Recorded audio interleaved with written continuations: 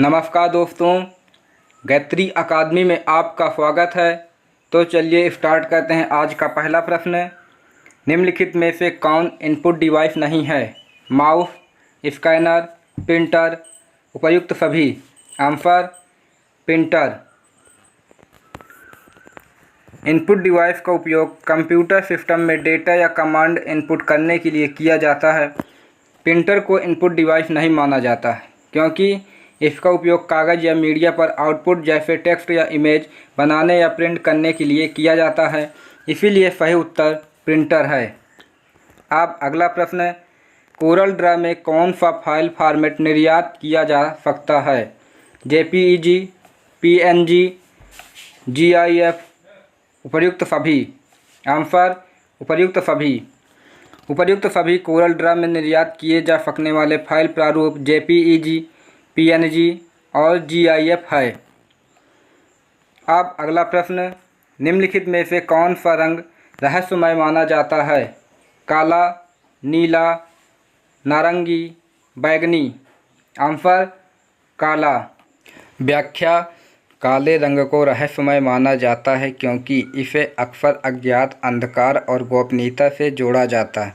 यह एक ऐसा रंग है जो साजिश और गहराई की भावना पैदा कर सकता है। विभिन्न संस्कृतियों और साहित्य में काले रंग का उपयोग अक्सर रहस्य, शक्ति और अलौकिकता के प्रतीक के रूप में किया जाता है। यह आमतौर पर रात और जीवन के छिपे हुए पहलुओं से भी जुड़ा होता है। इसके अतिरिक्त काले रंग का उपयोग अक्सर फैशन और डिजाइन में लालित्य और परिष्कार की भावना पैदा करने के लिए किया जाता है, जो इसके रहस्यमय आकर्षण को और बढ़ाता है। अगला प्रश्न, कोरल ड्रा ग्राफिक्स की स्थापना के लिए सही सिस्टम आवश्यकता है। हार्ड डिस्क का स्थान 1 GB होना चाहिए, 2 GB RAM, Microsoft net framework 4.6, उपर्युक्त सभी। आंसर उपर्युक्त सभी। व्याख्या, उपर्युक्त सभी कोरल ड्रा ग्राफिक्स की स्थापना के लिए सही सिस्टम आवश्यकताएं हैं। हार्ड डिस्क का स्थान 1 GB होना चाहिए, 2 GB RAM, Microsoft net framework 4.6 होना चाहिए। अब अगला प्रश्न, फोटोशॉप एलिमेंट्स में कौन सा टूल आपको छवि के किसी हिस्से को स्थानांतरित करने की अनुमति देता है?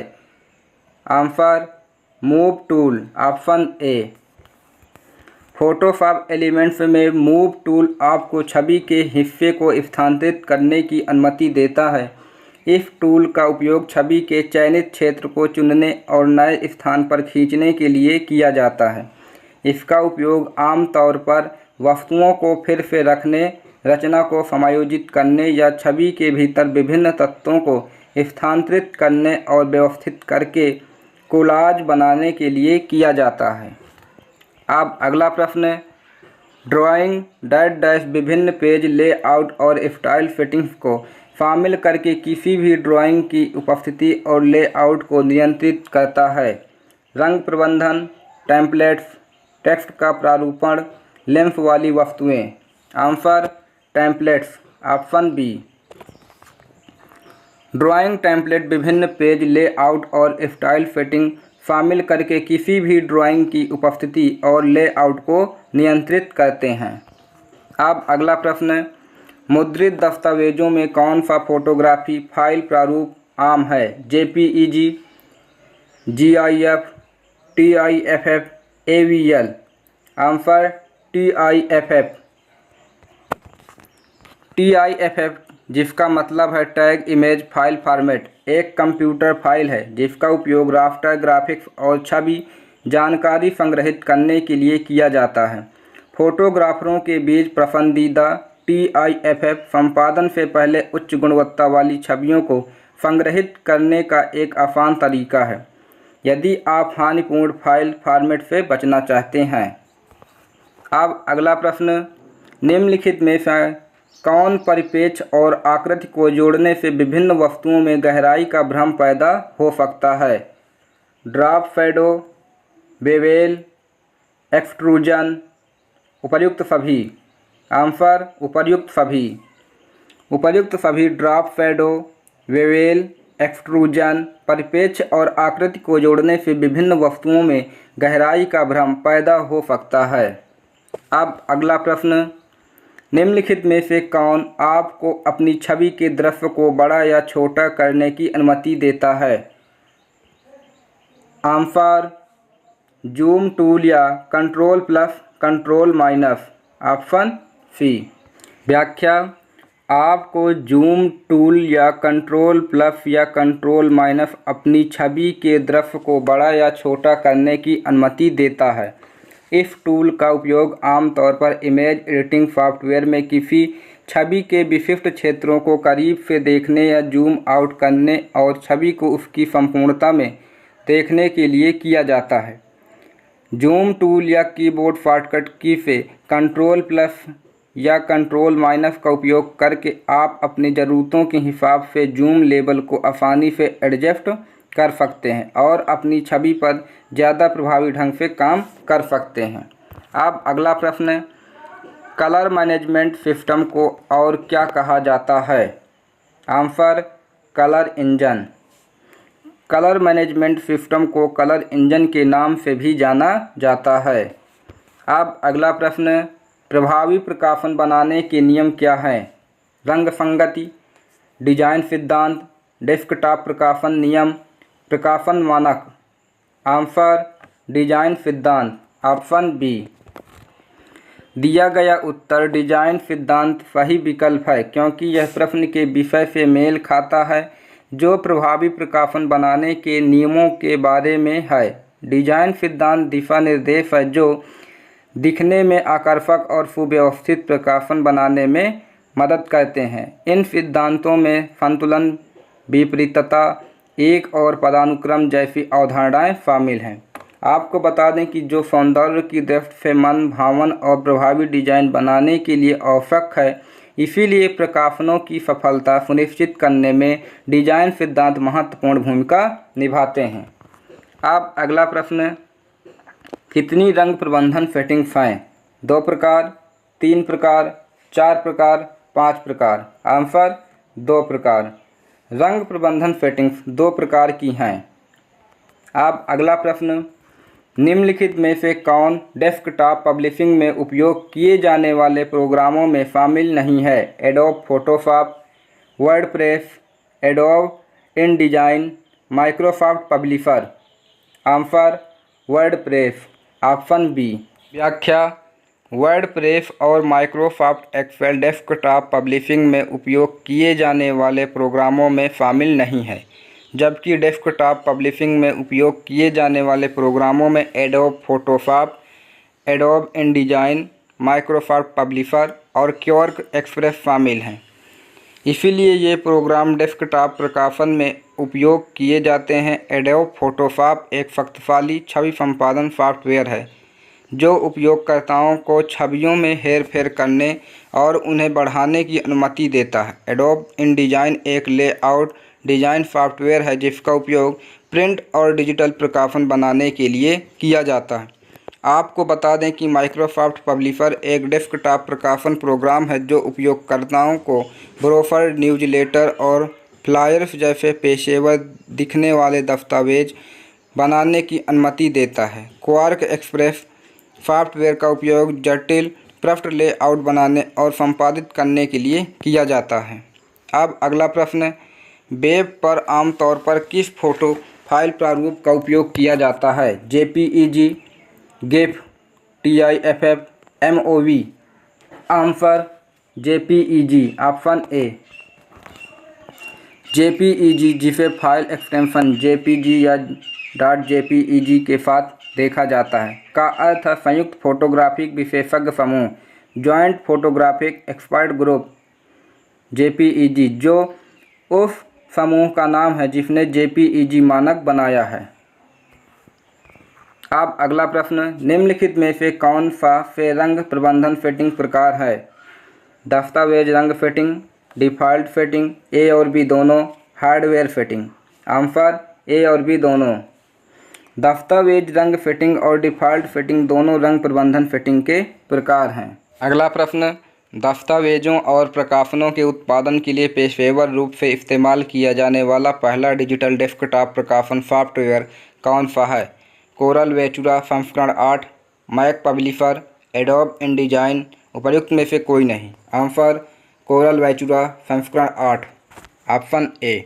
व्याख्या: कोरल वेचुरा संस्करण 8 पहला डिजिटल डेस्कटॉप प्रकाशन सॉफ्टवेयर था जिसका उपयोग व्यावसायिक रूप से दस्तावेज और प्रकाशन बनाने के लिए किया जाता था। अब अगला प्रश्न, किसी व्यवसाय या व्यक्ति द्वारा बनाया गया प्रकाशन जो नियमित आधार पर साप्ताहिक, मासिक या त्रैमासिक वितरित किया जाता है क्या कहलाता है? Brochure, business card, flyer, newsletter. Answer newsletter, option D. व्याख्या: न्यूज़लेटर एक प्रकाशन है जिसे किसी व्यवसाय या व्यक्ति द्वारा नियमित आधार पर वितरित करने के उद्देश्य से बनाया जाता है, जैसे कि साप्ताहिक, मासिक या त्रैमासिक। ब्रोशर, बिजनेस कार्ड या फ्लायर के विपरीत जो आमतौर पर एक बार की प्रचार सामग्री होती है। आपको बता दें कि न्यूज़लेटर का उद्देश्य अपने पाठकों को निरंतर अपडेट, जानकारी और सामग्री प्रदान करना होता है। यह व्यवसायों या व्यक्तियों के लिए अपने दर्शकों के साथ संवाद करने और उन्हें प्रासंगिक समाचार, घटनाओं या रुचि के विषयों के बारे में सूचित रखने का एक तरीका है। अगला प्रश्न, CMM का पूरा नाम क्या है? Colour management modulation, colour management module, colour modulation mixup, colour management mixup. Answer colour management module, option B. व्याख्या: CMM का पूरा नाम कलर मैनेजमेंट मॉड्यूल है। रंग प्रबंधन मॉड्यूल CMM रंग प्रबंधन का सबसे कारगर उपकरण है और यह एक रंग स्थान से दूसरे रंग स्थान में अनुवाद करने के लिए आवश्यक सभी गणनाएं करता है। अब अगला प्रश्न, निम्नलिखित में से कौन इनपुट डिवाइस नहीं है? LCD projector, mouse, keyboard, scanner. Answer LCD projector, option A. Input device आमतौर पर कंप्यूटर सिस्टम के साथ बातचीत करने के लिए उपयोग किए जाते हैं। माउस और कीबोर्ड डेटा नेविगेट करने और दर्ज करने के लिए मानक इनपुट डिवाइस है। आपको बता दें कि स्कैनर का उपयोग भौतिक दस्तावेजों को डिजिटल प्रारूप में बदलने के लिए किया जाता है। टैबलेट का उपयोग टच इनपुट डिवाइस के रूप में किया जा सकता है, जिससे उपयोगकर्ता सीधे स्क्रीन से बातचीत कर सकते हैं। इसीलिए LCD प्रोजेक्टर, स्पीकर और प्रिंटर को इनपुट डिवाइस नहीं माना जाता है, क्योंकि उनका उपयोग आउटपुट या डिस्प्ले उद्देश्यों के लिए किया जाता है। कई अलग अलग डेटा हैं जिनमें से प्रत्येक में एक विशिष्ट टाइप फेस भिन्नता के प्रतीक, संख्याएं और अक्षर होते हैं, जैसे बोल्ड या italic. Answer fonts, option C. कई अलग अलग फॉन्ट हैं जिनमें से प्रत्येक में एक विशिष्ट टाइप फेस भिन्नता के प्रतीक, संख्याएं और अक्षर होते हैं, जैसे कि बोल्ड या इटैलिक। अब अगला प्रश्न, व्हाइट स्पेस को किस प्रकार समझा जाता है? आंसर ब्लैक और नेविगेट, ऑप्शन बी। व्याख्या: श्वेत स्थान शब्द किसी डिजाइन या लेआउट में खाली या रिक्त क्षेत्रों को संदर्भित करता है। इसे ब्लैक और नेविगेट माना जाता है क्योंकि इसमें कोई सामग्री या तत्व नहीं होते हैं और इसका उपयोग अक्सर संतुलन बनाने, पठनीयता बढ़ाने और महत्वपूर्ण तत्वों पर ध्यान आकर्षित करने के लिए रणनीतिक रूप से किया जाता है। आपको बता दें कि नकारात्मक स्थान या खाली क्षेत्र डिजाइन में सकारात्मक तत्वों को परिभाषित करने और उजागर करने में मदद करते हैं। अब अगला प्रश्न, किसी नए उपकरण ने छवियों को सीधे कंप्यूटर पर स्थानांतरित करना संभव बना दिया है ताकि उन्हें डिजिटल रूप से संपादित किया जा सके। Dot matrix printer, scanner, tablet, उपर्युक्त सभी। Answer scanner. स्कैनर एक ऐसा उपकरण है जो डिजिटल संपादन के लिए छवियों को सीधे कंप्यूटर पर स्थानांतरित करने में सक्षम बनाता है। डॉट मैट्रिक्स प्रिंटर या टैबलेट के विपरीत स्कैनर विशेष रूप से भौतिक छवियों या दस्तावेजों को डिजिटल प्रारूप में कैप्चर करने और परिवर्तित करने के लिए डिज़ाइन किए गए हैं। यह उपयोगकर्ताओं को विभिन्न सॉफ्टवेयर अनुप्रयोगों का उपयोग करने के लिए कंप्यूटर पर छवियों को संपादित और हेरफेर करने की अनुमति देता है। इसीलिए स्कैनर सही उत्तर है, क्योंकि यह वह उपकरण है जो डिजिटल संपादन के लिए छवियों को सीधे कंप्यूटर पर स्थानांतरित करने की सुविधा देता है। अब अगला प्रश्न, निम्नलिखित में से कौन दो वस्तुओं के बीच ऑप्टिकल स्पेस की संतुलित करने के लिए उन्हें पुनः स्थापित करने को संदर्भित करता है? Answer kerning, option B. Kerning का तात्पर्य दो वस्तुओं के बीच ऑप्टिकल स्पेस को संतुलित करने के लिए उनकी पुनः स्थिति निर्धारण से है।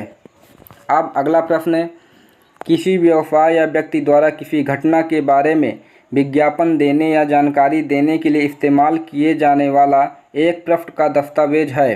बिजनेस कार्ड, फ्लायर, न्यूज़लेटर, प्रकाशन। Answer flyer, option B. Flyer एक पृष्ठ का दस्तावेज है जिसका उपयोग आमतौर पर व्यवसाय या व्यक्ति किसी इवेंट के बारे में विज्ञापन देने या जानकारी देने के लिए करते हैं। इसीलिए यह एक प्रकार का प्रचार उपकरण है जिसमें इवेंट का नाम, तिथि, समय, स्थान और संपर्क जानकारी जैसे प्रासंगिक विवरण होते हैं। फ्लायर आमतौर पर सार्वजनिक स्थानों पर वितरित किए जाते हैं या व्यापक दर्शकों तक पहुंचने के लिए सीधे मेल के माध्यम से भेजे जाते हैं। आपको बता दें कि वे संभावित सहभागियों का ध्यान आकर्षित करने और उन्हें भाग लेने या इवेंट के बारे में अधिक जानने के लिए प्रोत्साहित करने के लिए डिज़ाइन किए गए हैं। अब अगला प्रश्न है, पीडीएफ का क्या मतलब है? Portable document format, printed document format, portable document file, printed document file. Answer portable document format, option A. PDF का मतलब पोर्टेबल डॉक्यूमेंट फॉर्मेट है। इस फॉर्मेट को एडोब सिस्टम द्वारा विकसित किया गया था और इसका उपयोग सॉफ्टवेयर, हार्डवेयर या ऑपरेटिंग सिस्टम से स्वतंत्र रूप से दस्तावेजों को विश्वसनीय रूप से प्रस्तुत करने और आदान प्रदान करने के लिए व्यापक रूप से किया जाता है। पीडीएफ फाइलों में टेक्स्ट, इमेज, लिंक और इंटरैक्टिव तत्व हो सकते हैं और उन्हें आसानी से देखा, प्रिंट किया और विभिन्न प्लेटफॉर्म्स पर साझा किया जा सकता है। पीडीएफ में पोर्टेबल शब्द इस तथ्य को संदर्भित करता है कि फॉर्मेट दस्तावेज के मूल स्वरूपण और लेआउट को सुरक्षित रखता है, भले ही इसे देखने के लिए उपयोग किए जाने वाले डिवाइस या सॉफ्टवेयर कुछ भी हों। अब अगला प्रश्न, निम्नलिखित में से कौन वह तरीका है जिससे हम टेक्स्ट की पंक्तियों के बीच की दूरी को समायोजित करते हैं? इंटरलाइन स्पेसिंग, लीडिंग, ए और बी दोनों, उपर्युक्त में से कोई नहीं। आंसर ए और बी दोनों, इंटरलाइन स्पेसिंग, लीडिंग। अब देख लेते हैं व्याख्या। ए और बी दोनों इंटरलाइन स्पेसिंग या लीडिंग वह तरीका है जिससे हम किसी टेक्स्ट की पंक्तियों के बीच की दूरी को समायोजित करते हैं। अब अगला प्रश्न, किसी प्रकाशन में निम्नलिखित किस एक को छोड़कर सभी का एक समान होना आवश्यक है? फॉन्ट योजना, ग्राफिक्स, रंग योजना, मार्जिन। Answer margin. किसी प्रकाशन में पेशेवर और सुसंगत रूप बनाए रखने के लिए स्थिरता महत्वपूर्ण है। एकीकृत डिजाइन बनाने के लिए फॉन्ट योजना, ग्राफिक्स और रंग योजना सभी प्रकाशन में सुसंगत होनी चाहिए। हालांकि मार्जिन का सुसंगत होना जरूरी नहीं है। प्रकाशन के प्रकार और उसके इच्छित उद्देश्य के आधार पर मार्जिन अलग अलग हो सकते हैं, इसीलिए उन्हें अन्य डिजाइन तत्वों की तरह सख्त स्थिरता का पालन करने की आवश्यकता नहीं है। अब अगला प्रश्न, निम्नलिखित में से कौन सा प्रोग्राम पीडीएफ खोलता है? Adobe Acrobat Reader DC, Foxit Reader, Google Drive, उपर्युक्त सभी। आंसर उपर्युक्त सभी। व्याख्या, उपर्युक्त सभी प्रोग्राम पीडीएफ खोल सकते हैं। Adobe Acrobat Reader DC PDF फाइलें खोलने के लिए एक लोकप्रिय विकल्प है क्योंकि इसे विशेष रूप से इसी उद्देश्य के लिए डिज़ाइन किया गया है और यह पीडीएफ को देखने और उनसे इंटरैक्ट करने के लिए कई सुविधाएं प्रदान करता है। फॉक्सफिट रीडर एक और व्यापक रूप से इस्तेमाल किया जाने वाला प्रोग्राम है जो उपयोगकर्ताओं को पीडीएफ फाइलें खोलने और पढ़ने की अनुमति देता है। गूगल ड्राइव में भी पीडीएफ खोलने की क्षमता है जो इसे उन उपयोगकर्ताओं के लिए एक सुविधाजनक विकल्प बनाता है जो इंटरनेट कनेक्शन के साथ कहीं से भी अपनी फाइलों तक पहुंचना चाहते हैं। इसीलिए उपर्युक्त सभी प्रोग्राम का उपयोग PDF खोलने के लिए किया जा सकता है। इसमें पैराग्राफ में एक अक्षर ड्रॉप कैप का उपयोग करके बढ़ाया जाता है, जिसे प्रारंभिक कैप के रूप में भी जाना जाता है, जो पाठ में इन्सर्ट होते हैं। आंसर आरंभिक। किसी पैराग्राफ के आरंभिक अक्षर को ड्रॉप कैप्स का उपयोग करके बढ़ाया जाता है, जिन्हें आरंभिक कैप्स भी कहा जाता है, तथा जो पाठ में अंत स्थापित होते हैं। अब अगला प्रश्न, निम्नलिखित में से कौन सा फाइल प्रारूप दोष रहित है? JPEG, TIFF, RCA, ESPN। Answer TIFF। Option B TIFF, जिसका मतलब टैग इमेज फाइल फॉर्मेट है, एक कंप्यूटर फाइल है जिसका उपयोग रास्टर ग्राफिक्स और छवि जानकारी संग्रहित करने के लिए किया जाता है। यह फाइल प्रारूप दोष रहित है। अगला प्रश्न, किसी छवि पर धब्बे, खरोंच या दाग जैसी छोटी मोटी खामियों को ठीक करने के लिए किस उपकरण का उपयोग किया जाता है? Answer spot healing tool. Option C. Spot healing tool का उपयोग किसी छवि पर धब्बे, खरोंच या दाग जैसी छोटी मोटी खामियों को ठीक करने के लिए किया जाता है। यह टूल स्वचालित रूप से आसपास के क्षेत्र का नमूना लेता है और इसे खामियों के साथ सहजता से मिला देता है, जिससे ऐसा लगता है कि खामियां कभी थी ही नहीं। आपको बता दें कि यह मैनुअल रीटचिंग की आवश्यकता के लिए किसी छवि में छोटी मोटी खामियों को ठीक करने का एक त्वरित और कुशल तरीका है। अब अगला प्रश्न, निम्नलिखित में से कौन ऑब्जेक्ट स्टाइल कंटेनर और रंग शैली कंटेनर कोरल ड्रा में कई रंग शैली नियंत्रण उपलब्ध हैं? दस्तावेज पैलेट, रंग शैली पैलेट, ऑब्जेक्ट गुण कंटेनर, उपर्युक्त सभी। आंसर उपर्युक्त सभी। व्याख्या, कोरल ड्रा में कई रंग शैली नियंत्रण उपलब्ध हैं। दस्तावेज पैलेट, रंग शैली पैलेट, ऑब्जेक्ट गुण कंटेनर, ऑब्जेक्ट शैली कंटेनर और रंग शैली कंटेनर शामिल हैं। अगला प्रश्न, लॉसी और लॉसलेस फाइल में क्या अंतर है? लॉसी फाइलें बदलाव किए जाने पर गुणवत्ता खो देती हैं। लॉसलेस फाइलें बदलाव किए जाने पर गुणवत्ता खो देती हैं। लॉसी फाइलें मुद्रित फोटोग्राफ के लिए मानक हैं। लॉसी फाइलें TIFF फॉर्मेट फोटोग्राफ से जुड़ी होती हैं। आंसर लॉसी फाइलें बदलाव किए जाने पर गुणवत्ता खो देती हैं। Option A. व्याख्या, लॉसी और लॉसलेस फाइल में अंतर यह है कि लॉसी फाइलें बदलाव किए जाने पर गुणवत्ता खो देती हैं, अर्थात परिवर्तन किए जाने पर हानिपूर्ण फाइलें गुणवत्ता खो देती हैं। अब अगला प्रश्न, निम्नलिखित में से कौन सा सामंजस्य के नियमों को आता है? अनुरूप, पूरक, चतुष्कोण, उपर्युक्त सभी। आंसर उपर्युक्त सभी। उपर्युक्त सभी अनुरूप, पूरक, चतुष्कोण सामंजस्य के नियमों में आते हैं। अगला प्रश्न, WYFIWYG का संक्षिप्त रूप है? What you say is what you get, what you see is what you give, what you see is what you get, what you say is what you give. Answer what you see is what you get. Option C. व्याख्या, WYFIWYG का संक्षिप्त रूप what you see is what you give अर्थात सही उत्तर है। आप जो देखते हैं वही आपको मिलता है। WYFIWYG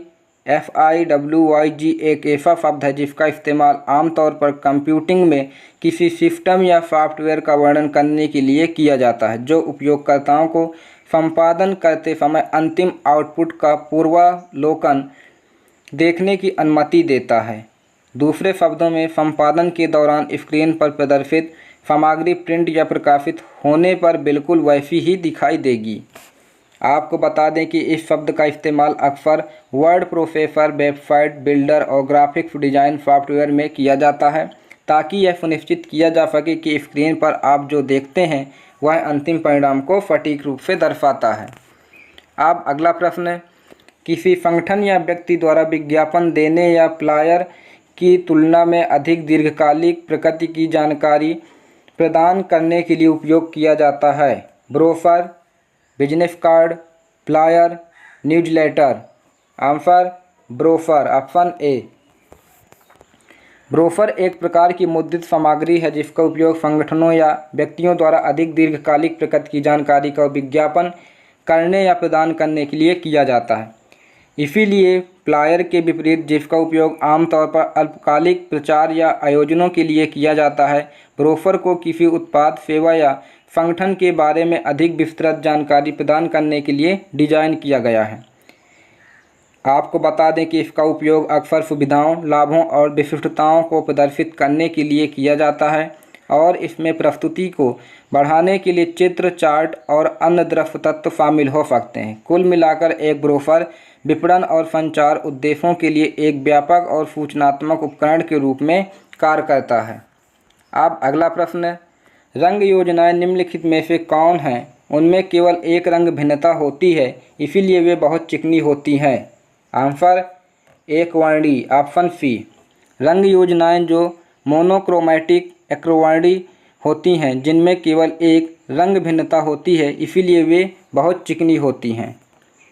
अब अगला प्रश्न है, निम्नलिखित में से कौन सी चीज़ किसी व्यक्ति को प्रतीकों, दृश्य रूपकों और पॉइंटिंग डिवाइस के जरिए कंप्यूटर में संवाद करने में सक्षम बनाती है?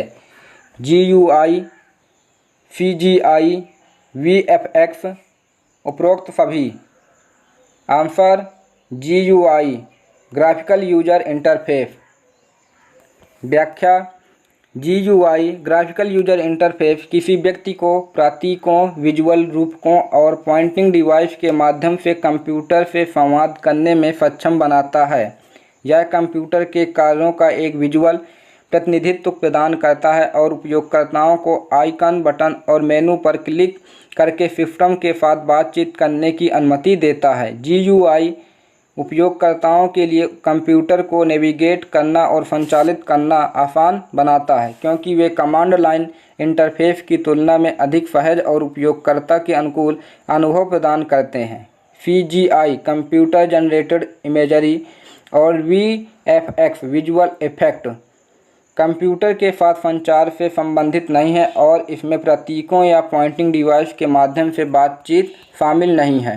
अब अगला प्रश्न, JPEG प्रारूप फोटोग्राफ के साथ काम करते समय निम्नलिखित में से कौन सा अभ्यास अच्छा है? सभी JPEG को ग्रेस्केल में बदलें, JPEG को एक से ज़्यादा बार खोलने से बचें, JPEG फोटोग्राफ में कॉन्ट्रास्ट बढ़ाने से बचें, उपरोक्त सभी। आंसर JPEG को एक से ज़्यादा बार खोलने से बचें, ऑप्शन बी। व्याख्या, JPEG प्रारूप फोटोग्राफ के साथ काम करते समय JPEG को एक से अधिक बार खोलने से बचना अभ्यास अच्छा है। अब अगला प्रश्न है, निम्नलिखित में से कौन सा टेक्स्ट ऑब्जेक्ट प्रकार है? पैराग्राफ टेक्स्ट, कलात्मक मीडिया, ए और बी दोनों, उपर्युक्त में से कोई नहीं। आंसर ए और बी दोनों, पैराग्राफ टेक्स्ट, कलात्मक मीडिया। व्याख्या, पैराग्राफ टेक्स्ट और कलात्मक मीडिया दोनों टेक्स्ट ऑब्जेक्ट प्रकार हैं। अब अगला प्रश्न है, बैकग्राउंड हटाने के लिए किस टूल का इस्तेमाल किया जाता है? Background eraser, magic wide, LIFO, quick mask tool. Answer background eraser, option A. व्याख्या, बैकग्राउंड इरेजर टूल का उपयोग किसी छवि से बैकग्राउंड हटाने के लिए किया जाता है। इसीलिए यह उपयोगकर्ताओं को हटाए जाने वाले क्षेत्रों पर टूल को खींचकर आसानी से बैकग्राउंड को चुनने और मिटाने की अनुमति देता है। क्योंकि यह टूल स्वचालित रूप से विषय के किनारों का पता लगाता है और अग्रभूमि के विवरण को संरक्षित करते हुए बैकग्राउंड को हटा देता है। इसीलिए यह अवांछित पृष्ठभूमि को हटाने और छवियों में पारदर्शी या ठोस रंग की पृष्ठभूमि बनाने का त्वरित और कुशल तरीका है। अब अगला प्रश्न है, किसी भी छोटी लाइन या व्यक्तिगत शब्द में डैश का उपयोग करके पाठ जोड़ा जा सकता है? कलात्मक मीडिया, पैराग्राफ टेक्स्ट, ए और बी दोनों, उपर्युक्त में से कोई नहीं। आंसर कलात्मक मीडिया, ऑप्शन ए।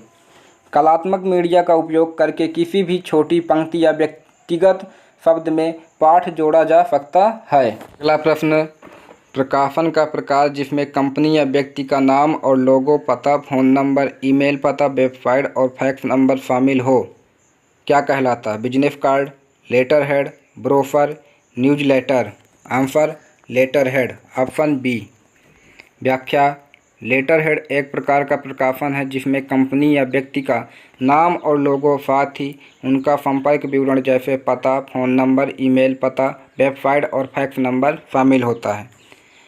इसका उपयोग आमतौर पर आधिकारिक पत्राचार के लिए किया जाता है और यह दस्तावेजों को एक पेशेवर और सुसंगत रूप देता है। व्यवसाय कार्ड, ब्रोशर और न्यूज़लेटर में भी कुछ जानकारी शामिल हो जा सकती हैं, लेकिन लेटर हेड विशेष रूप से एक दस्तावेज को संदर्भित करता है जिसका उपयोग लिखित संचार के लिए किया जाता है। अब अगला प्रश्न, कंप्यूटर से किसी अन्य डिवाइस या उपयोगकर्ता को जो डेटा भेजने के लिए उपयोग किए जाने वाले किसी भी हार्डवेयर डिवाइस को क्या कहा जाता है? Input device, output device, eraser device, उपरोक्त में से कोई नहीं। Answer output device. व्याख्या: सही उत्तर आउटपुट डिवाइस है क्योंकि आउटपुट डिवाइस कोई भी हार्डवेयर डिवाइस है जिसका उपयोग कंप्यूटर से दूसरे डिवाइस या उपयोगकर्ता को डेटा भेजने के लिए किया जाता है। इसमें मॉनिटर, प्रिंटर, स्पीकर और प्रोजेक्टर जैसे डिवाइस शामिल हो सकते हैं जो सभी कंप्यूटर से उपयोगकर्ता या किसी अन्य डिवाइस को जानकारी प्रदर्शित या संचारित करते हैं। अब अगला प्रश्न, किसी वस्तु की विशेषताएं और गुण डैश डैश द्वारा संशोधित नहीं होते हैं बल्कि उसके क्षेत्र को जिस प्रकार दर्शाया जाता है इसके द्वारा संशोधित होते हैं। Table, bitmap, lens, object. Answer lens. किसी वस्तु की विशेषताओं और गुणों को लेंस द्वारा संशोधित नहीं किया जाता है बल्कि इसके क्षेत्र को कैसे दर्शाया जाता है इसके द्वारा संशोधित किया जाता है। अब अगला प्रश्न, आमतौर पर कार्ड स्टॉक पर मुद्रित संपर्क जानकारी देने के लिए इस्तेमाल किए जाने वाला प्रकाशन का प्रकार है? Business card, letter head, brochure, newsletter. Answer business card. व्याख्या: बिजनेस कार्ड एक प्रकार का प्रकाशन है जिसका उपयोग आमतौर पर संपर्क जानकारी प्रदान करने के लिए किया जाता है। यह आमतौर पर कार्ड स्टॉक पर मुद्रित होता है जो इसे एक मजबूत और पेशेवर रूप देता है। बिजनेस कार्ड कॉम्पैक्ट और ले जाने में आसान होते हैं जिससे उन्हें नेटवर्किंग और दूसरों के साथ संपर्क विवरण का आदान प्रदान करना सुविधाजनक हो जाता है। आपको बता दें कि उनमें आमतौर पर व्यक्ति का नाम, नौकरी का शीर्षक, कंपनी का नाम, फ़ोन नंबर, ईमेल पता और वेबसाइट शामिल होती हैं। अपने उद्देश्य और भौतिक विशेषताओं के कारण संपर्क जानकारी प्रदान करने के लिए बिजनेस कार्ड सबसे उपयुक्त विकल्प है।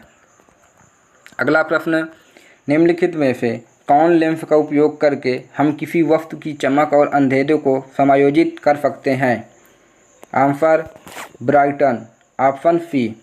ब्राइटन लेंस का उपयोग करके हम किसी वस्तु की चमक और अंधेरे को समायोजित कर सकते हैं। अब अगला प्रश्न, निम्नलिखित में से कौन सा रंग मोड कोरल ड्रा द्वारा समर्थित है?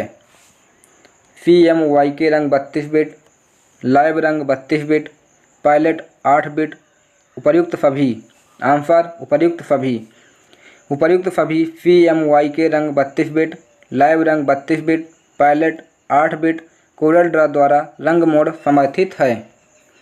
अब अगला प्रश्न, निम्नलिखित डेस्कटॉप प्रकाशन के लिए कौन डिजाइन सिद्धांत नहीं है? अलाइनमेंट और व्हाइट स्पेस, रैंडम ग्राफिक्स और टेक्स्ट, प्रॉक्सिमिटी और यूनिटी, कंसिस्टेंसी और कॉन्ट्रास्ट। आंसर रैंडम ग्राफिक्स और टेक्स्ट। Option B. व्याख्या: सही उत्तर रैंडम ग्राफिक्स और टेक्स्ट है। यह विकल्प डेस्कटॉप प्रकाशन के लिए डिजाइन सिद्धांतों के साथ संरेखित नहीं है। डेस्कटॉप प्रकाशन में संरेखण और सफ़ेद स्थान, निकटता और एकता और स्थिरता और विपरीतता सभी महत्वपूर्ण सिद्धांत हैं जो नेत्रहीन, आकर्षक और संगठित लेआउट बनाने में मदद करते हैं। इन सिद्धांतों पर विचार किए बिना ग्राफिक्स और टेक्स्ट को बेतरतीब ढंग से रखने में अव्यवस्थित और अव्यावसायिक डिजाइन का परिणाम होगा। अब अगला प्रश्न, वस्तु क्षेत्रों को केवल किस के कारण काले रंग में देखा जा सकता है? Colour add, colour limit, colour alter, colour delete. Answer colour limit, option B. रंग सीमा के कारण ऑब्जेक्ट क्षेत्रों को केवल काले रंग से ही देखा जा सकता है। धन्यवाद। गायत्री अकादमी आप सभी को व्याख्यान देखने के लिए आभार। हमारे चैनल को लाइक, शेयर एंड सब्सक्राइब अवश्य कीजिए।